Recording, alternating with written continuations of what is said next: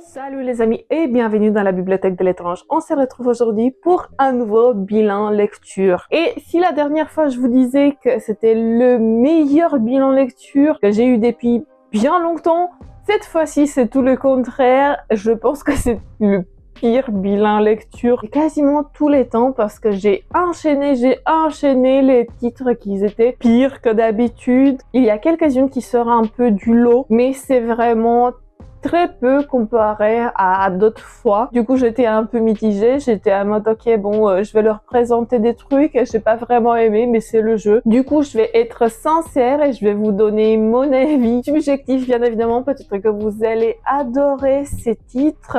Mais bon. On va commencer avec le premier titre, Deceased Hope at World's End. C'est un comics dans l'univers des Deceased. Vous savez, la série avec des zombies que je suis chez Urban Comics. C'est une histoire à part entière, mais pourtant, elle m'a pas du tout convaincue. J'ai pas du tout aimé, j'ai détesté. C'était tout le contraire de l'autre histoire Deceased Unkillables que j'avais adoré. Du coup, pour moi, cette série fait oui. Voilà, pour l'instant, il me reste encore 2 tomes que j'ai à la maison et j'espère vraiment que je vais les aimer parce que pour l'instant, cette hors-série dans le même univers, il m'a pas du tout convaincu. Pourquoi je dis ça? Parce qu'il y a des raisons, enfin en tout cas mes raisons subjectives, quand je vous disais, peut-être que vous allez adorer. Qui suis-je pour juger vos goûts? Chacun envisage le monde littéraire différemment, mais pour moi, c'était vraiment un flop. Pourquoi? Parce qu'on suit plusieurs histoires dans cet univers. Il y a le même personnage. Il y a Black Adam, John Kent, qui est le fils de Clark Kent. On le suit à travers cette épidémie zombiesque avec l'équation anti-vie qui infeste toute la population à travers les réseaux, à travers Internet. Et les gens se retrouvent en pleine colère. Ils essayent de détruire l'humanité, de la bouffer. Et dans ce cadre-là, on suit cette histoire parallèle qui suit en même temps que l'histoire principale. C'est des histoires qui ne m'ont pas convaincu, surtout que les protagonistes changent, enfin physiquement le design des protagonistes change d'un chapitre à l'autre. Parfois j'avais du mal à me concentrer, je comprenais pas que c'était le même personnage. Il y avait un personnage qui parfois, pour moi en tout cas, changeait de couleur de peau, je comprenais pas. Une fois il était assez bronzé de peau, une fois il était un peu blanc, et une fois il était plus foncé. Je comprenais pas en fait, pour moi c'était pas le même personnage. Pareil, il y a certains personnages qui sont mal dessinés. Ça, par exemple, j'ai pas du tout aimé le design des personnages. Pour moi, c'était une catastrophe. On commence bien l'histoire, les personnages et tout, et au fur et à mesure du développement du comics, ça va dans tous les sens. Ils essayent de s'échapper, bien évidemment, mais j'ai pas du tout aimé. Pareil, à un moment donné, au milieu de l'histoire, on a un récit qui se veut moralisateur un peu parce que les humains ne considèrent pas comme être évolués les animaux. Ils ont tendance à les ignorer, à les maltraiter. J'ai bien aimé l'idée de base, mais par contre le développement de l'histoire, c'était absurde, c'était burlesque. J'avais pas compris qu'est-ce qui était là cette histoire. Le singe à mode Sherlock avec la petite fille et le cheval, le chien, Superman. J'étais ok, bon, ça n'a aucun sens. En plein milieu de l'histoire, on a nos personnages principaux et tout d'un coup, on a cette histoire avec le singe et la petite fille. J'étais mais pourquoi ça amène nulle part? On n'a pas de suite. Voilà, on n'a pas de suite dans les idées. J'ai absolument détesté ce comics. Je vous le recommande pas, mais comme vous savez, mes opinions, c'est mes opinions. Je suis subjective. Si vous voulez tester, n'hésitez pas. Deuxième titre que j'ai lu ces dernières semaines, c'est Le signe du diable. C'est écrit par Thomas Laurent, qui est un archéologue.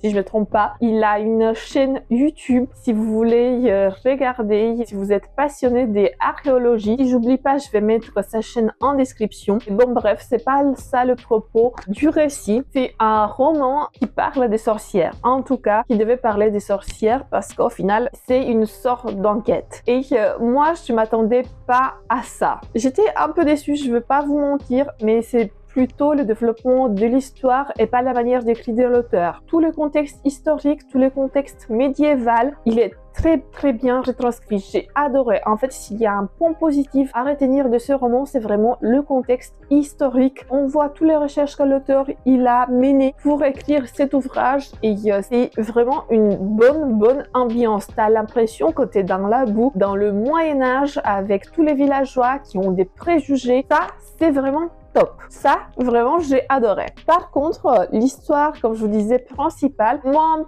peu laissé des marbres parce que ça commençait très bien. J'avais adoré le début et plus on avançait, plus j'étais... Et à la fin, j'étais en mode, mais what the fuck, on a perdu toute crédibilité. Je sais, je râle beaucoup, mais il y a pas mal de sentiments qui m'ont transpercé pendant la lecture de ce roman parce que j'attendais beaucoup. Je pensais que ça va être un livre exceptionnel où j'allais vous dire que du bien, que j'aurais pu vous présenter pour Halloween, pour la thématique de sorcières, parce qu'il n'y a pas beaucoup de livres de sorcières que j'avais lus, et surtout que c'était un roman qui parlait de la thématique des sorcières, de traitement des sorcières au temps passé en fait, quand les femmes étaient persécutées. Bon, rentrons dans le vif du sujet parce que je tourne autour du pot. Dans ce récit, on suit Morgane qui est la fille d'un pasteur. Elle est issue d'un péché, disons, du fruit interdit de l'amour entre un pasteur et une femme qui était considérée comme une sorcière. Elle est morte à la naissance de Morgane et les villageois ont vu en cela un signe du destin, une punition divine, disons, parce qu'elle avait corrompu l'impur du pasteur. Vous voyez la mentalité de l'époque. La petite Morgane, elle a vécu à la maison, elle était très bien traitée par le pasteur, il l'adorait, c'était sa fille unique. Cependant, dès qu'elle mettait le pied dehors, le villageois l'a huée, lui jetait des pierres même. Elle n'a pas une enfance très joyeuse, surtout qu'elle avait une tache de naissance sur le front et les villageois voyaient en cela le signe du diable. Malheureusement pour Morgane, les choses ne vont pas bien se passer parce que son père, le seul allié qu'elle avait dans ce village, décède à la suite d'un rhume, je me rappelle pas exactement, mais en tout cas, il décède. Et du coup, Morgane, elle est tenue pour responsable. Le villageois considère que c'est sa faute si le pasteur est décédé, etc. Elle est la source de tous les malheurs de tout le monde, selon la mentalité de l'époque. On essaye de la tuer et à partir de là, les choses s'enclenchent et Morgane va partir dans une quête concernant la vérité. Je peux pas vous dire plus parce que sinon je vais vous spoiler tout ce qui se passe dans ce récit, mais sachez que au tout début on a ces contextes très durs où on voit les souffrances un peu de Morgane, mais aussi de ces femmes qui sont considérées comme des sorcières, et ça j'ai adoré. J'aurais bien aimé avoir un roman qui traite de ces sujets des A à Z. En fait, j'aurais bien aimé que ce titre traite de cette thématique du début jusqu'à la fin, mais ce n'était pas le cas. Vers la moitié du roman, on passe vraiment en mode enquête et c'est là que pour moi les choses se gâtent un peu, et notamment pour le dénouement où c'est la foire à la saucisse, c'est n'importe quoi. Vraiment, je suis déçue de dire ça de ce roman parce qu'il faut encourager les auteurs francophones. Je vous le recommande quand même parce qu'il y a un contexte historique qui est très bien mené et peut-être que vous allez aimer cette histoire d'enquête qui traite un peu des sorcières. Voilà. Le prochain titre que j'ai lu, c'est Les âmes vagabondes de Stephenie Meyer. Je l'avais trouvé il y a longtemps dans un Emmaüs, je sais pas si je vous l'ai présenté. C'est un SF qui parle d'aliens qui ont envahi la Terre. La prémisse, elle est très intéressante, mais le développement, c'est un peu comme pour le roman Nil où j'étais un peu perplexe parce qu'on s'axe plutôt sur l'histoire d'amour présent dans le roman, sur l'aspect alienesque, sur l'aspect survivaliste du truc. On voit des bribes par-ci par-là, on comprend un peu, disons, le décor, le contexte, mais on s'attarde pas sur ces éléments. On s'attarde vraiment sur l'histoire d'amour, sur le développement de la personnalité, de la perception, de la conscience de cet alien, l'intérieur de cette hôte. J'étais un peu mitigée quant au développement. Il y a des passages que j'avais bien aimé, surtout les passages où on voit un peu plus le contexte science-fiction. Mais quand on passait à mode romance, moi, il y avait pas mal de longueurs, il y avait pas mal de trucs qui, bon, oui, servaient un peu le récit, parce qu'au final, on se retrouve plutôt dans une histoire d'amour. Peut-être que vous allez aimer, c'est pas un mauvais récit en soi, mais comme pour le roman Nil que je vous ai présenté il y a quelques entre-temps, j'aurais préféré une autre issue. Je vais vous faire également le synopsis pour que vous voyez un peu de quoi il s'agit parce que je tourne toujours autour du pot. La Terre est envahie par des espèces d'extraterrestres dans une sorte de blob, des trucs un peu gélatineux en fait, qui sont insérés à l'intérieur du corps humain. En fait, les aliens souhaitent que la Terre soit pacifiée parce qu'il y a pas mal de guerres, il y a pas mal de désastres. Vous savez, l'humanité est faite d'amour et de guerre. Et du coup, ils souhaitent pacifier cette planète comme ils ont fait par le passé avec d'autres planètes dans d'autres univers. Cependant, tout ne se passe pas comme prévu quand un de ces blocs, une de ces âmes, qui s'appelle Vagabond, va être insérée dans le corps de Mélanie, une jeune fugueuse, une jeune survivante, parce qu'il faut savoir que dans cet univers, il y a aussi des groupes d'humains qui essayent de s'échapper au contrôle des aliens, qui essayent de fuir, et ils sont considérés comme des êtres sauvages. Du coup, cette fille, Mélanie, elle est capturée, et on lui insère cette entité, cette âme, à l'intérieur de son corps. Cependant, tout ne se passe pas comme prévu pour l'âme alien, parce que Mélanie résiste. Elle essaie de prendre le contrôle, elle essaie de retrouver son corps et notre âme vagabonde n'a pas de repli. Elle a de plus en plus de visions du passé de Mélanie et elle se décide à un moment donné de retrouver le frère et l'amoureux de Mélanie parce qu'elle sent un attachement très très fort vis-à-vis de ces deux personnes, vis-à-vis de ces deux humains et normalement elle ne devrait pas sentir cela. À partir de là, on suit tout le quotidien de cette âme vagabonde et on verra toutes ses émotions, toutes ses pensées, on verra ses prises de conscience et sa réflexion sur la vie humaine et sur les humains en général. Comme je vous disais, il y a beaucoup de romance, il y a l'amour vache, il y a un peu de violence entre les deux espèces et ça se laisse lire, je vais pas dire le contraire parce que je l'ai lu assez rapidement. Malgré ces 600 pages, 600 pages et quelques, mais pourtant il y avait des longueurs par-ci par-là. C'est une romance. C'est pas vraiment un SF, ne vous laissez pas piéger parce que moi à la base je pensais que ça va être un SF, mais bon bref.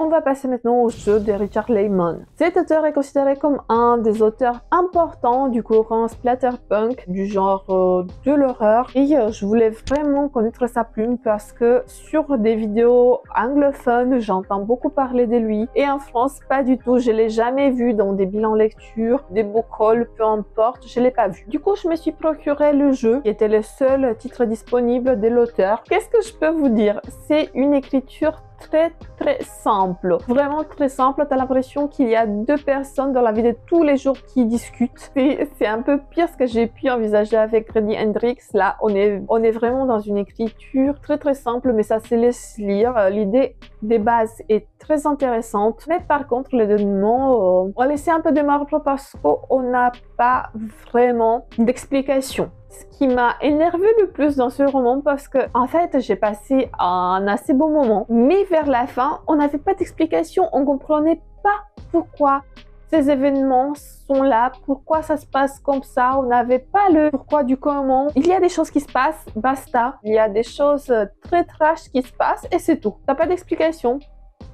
Pas du tout, t'es juste plongé dans l'action, il y a beaucoup d'action. Il y a aussi un langage un peu vulgaire, sans parler du traitement et de la conception du personnage principal féminin. On est dans tous les clichés, on a tout ce qu'il faut pas faire pour créer un personnage féminin. Vraiment, on est là. L'auteur, pour moi, en tout cas dans ce roman, il a été pas capable de constituer la psychologie féminine. On a un personnage qui est un peu odieux dans sa manière de penser d'elle-même. Franchement, quand tu vois sa manière d'agir et sa manière d'être, je me dis ben non, ça se voit qu'il sait pas. En tout cas, dans ce roman, il n'a pas su créer un personnage féminin crédible. C'était un cliché de tous les trucs qui ne vont pas dans les romans d'horreur dans les années 80. Je sais même pas dans quelle année il a été écrit. 94. Non, le personnage féminin de ce récit, c'est un nom catégorique. Maintenant que vous sachez quelques détails sur le décor, on va rentrer dans le vif du sujet. Dans ce récit, on suit Jane, c'est une bibliothécaire et à un moment donné, cette dame qui est à son poste, elle reçoit une enveloppe mystérieuse où il y a son nom écrit dessus. Il y a une devinette et un billet de 50. Chaque fois que Jane résout le mystère, elle reçoit encore plus d'argent et plus de devinettes. Plus elle entre dans ce jeu de l'argent, plus les défis, plus les devinettes deviennent de plus en plus trash. Elle doit faire des choses. Au tout début, elle ne se croyait pas capable. Elle doit rentrer dans un jeu sanguinaire et on ne sait pas si elle va sortir indemne. En disant ça, on n'a pas plus d'explications. Voilà, on n'a pas plus d'explications, c'est dommage. Je m'attendais à plus de ce récit, un truc vraiment immersif où on a des psychologies des personnages très développés, mais au final, c'était pas le cas. C'était en tout cas assez fun, mais si vous cherchez un roman d'horreur qui est bien écrit, qui est vraiment immersif et il a tous les points positifs de l'horreur, c'est pas celui-là. Il y a pas mal de choses qui ne cachent pas les bonnes cases d'un bon roman d'horreur. Et ça se laisse quand même lire. C'est une lecture très très facile, malgré ses 500 ou 600 pages. Je sais pas exactement. Voilà. Et maintenant, on va passer à des lectures qui sont plus ou moins bien passées. En fait, j'ai passé vraiment un bon moment de lecture, mais je peux pas dire que c'était les meilleurs récits que j'ai lus depuis des années. C'était des bons récits, mais c'était pas non plus exceptionnel. Voilà ce que je veux dire. Peut-être c'est parce que j'ai pas eu un bon mois et c'est pour ça que je les envisage pas de cette manière. Mais bon, bref. L'avant-dernier, c'est Un scandale en Bohème d'Arthur Conan Doyle. C'est une enquête de Sherlock Holmes. Dans ce petit recueil, il y a 2 nouvelles. Il y a ce récit que je viens de vous dire, Un scandale en Bohème, et Étoile d'argent que j'avais déjà lu dans un autre recueil de nouvelles et qui était présent dans ce recueil sous le nom de Flamme d'argent. Petite parenthèse, que si vous avez un récit qui s'appelle Étoile d'argent et Flamme d'argent, c'est la même histoire, sauf que le nom français, il a été un peu modifié dans les 2 versions du récit. Voilà. Fin de la parenthèse. Dans Un scandale en Bohème, on suit une dame qui fait du chantage à un noble richissime suite à une relation amoureuse. Sherlock Holmes, il est amené à enquêter et à mettre son petit grain de sel dans cette affaire. On va voir un peu ce qui se passe et c'était vraiment chouette. Je ne vais pas vous dire plus parce qu'il a une 50aine de pages. Je pense que cette nouvelle a une 50aine de pages. Mais j'ai passé un agréable moment de lecture et Sherlock, il n'était pas si impouvable que d'habitude. Voilà. J'ai gardé le meilleur pour la fin, The Burning Girl de C.G. Tudor. Moi, je l'ai lu en anglais, mais vous pouvez le trouver dans son édition française sous le nom des Les Incandescentes. C'est un thriller surnaturel, un peu horrifique mais pas trop, que j'ai beaucoup apprécié à ma plus grande surprise. Je m'attendais pas à aimer autant, notamment parce qu'il s'agit d'une protagoniste ayant comme un métier religieux, elle est prêtre, et je pensais que ça va être un petit peu chiant, mais pas du tout. J'ai été happée par ce récit. J'adore l'écriture de C.G. Tudor. J'ai encore un de ses récits dans ma palle. C'est le 3e que j'aurai d'elle. Ça, c'est ma 2e lecture. Je l'avais trouvé à 90 centimes et sincèrement, c'est un très très bon investissement. Dans ce récit, on suit le révérend Jack Brooks. Elle est ramenée à devenir prêtre dans une petite bourgade suite au décès de son prédécesseur, un prêtre qui s'est ôté la vie. Elle va déménager avec sa fille dans la maison qui est annexée à l'église et elle va commencer à prendre ses fonctions petit à petit. Sauf que dans cette bourgade, les choses ne sont pas si simple que ça. Les habitants ont des a priori. Il y a eu des martyrs dans cette bourgade par le passé. Il y a eu une insurrection religieuse, c'est pas dans les années 1000, 1700, 1800, je sais pas exactement, mais il y a tout un contexte historique qui va avoir un impact sur le moment présent et sur la vie de Jack Brooks, notre révérend. C'est très chouette, surtout on suit en parallèle la vision de sa petite fille, de sa fille qui est une adolescente et qui se retrouve maintenant dans cette bourgade, dans un lit à avoir un peu des visions étranges. Je vous dis pas plus. En tout cas, j'ai beaucoup aimé ces 2 personnages féminins. Je trouve que C.G. Tudor a un don pour créer des personnages très crédible et qui est très ancré dans la réalité, avec des problèmes normaux, avec une vie turbulente. C'est des personnages vraiment tout en couleurs, c'est des personnages crédibles et j'ai beaucoup aimé le déroulement de ces récits. Je vous recommande The Burning Girl de C.G. Tudor et j'espère que vous allez le kiffer.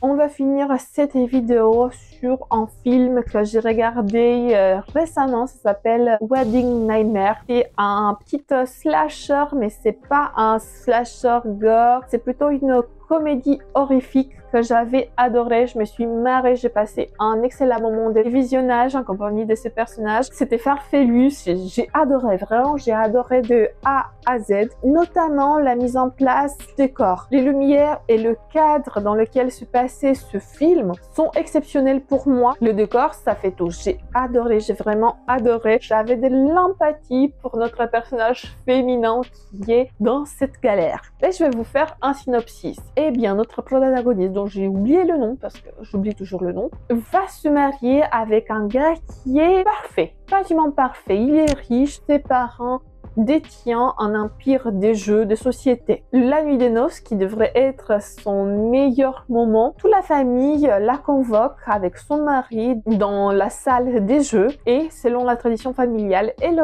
doit piocher un jeu auquel ils vont jouer pendant toute la nuit. Elle pioche le jeu Hide and Seek et c'est le pire jeu qu'elle aurait pu choisir parce que ça va être un bain de sang. La famille s'arme de tête aux pieds et ils vont essayer de la descendre. Si c'est elle qui va gagner la partie, toute la famille doit mourir. Sinon, s'il arrive à la choper, c'est elle qui va servir de sacrifice afin que la famille perdure. J'ai adoré cette comédie horrifique, c'est une des meilleures comédies que j'ai pu regarder ces derniers temps. Et le décor, comme je vous disais, la mise en place du cadre dans lequel l'action se déroule, un bonbon 10 sur 10 pour moi. Voilà les amis, c'est tout pour aujourd'hui. J'espère que vous allez passer un très bon moment en ma compagnie. Dites-moi dans les commentaires si vous avez lu un de ces titres ou si vous avez regardé ce film dont je vous ai parlé. N'hésitez pas à laisser un petit abonnement si le cœur vous en dit. En tout cas, je vous fais plein bisous. Que les chats soient avec vous. Ciao tout le monde. Bisous bisous.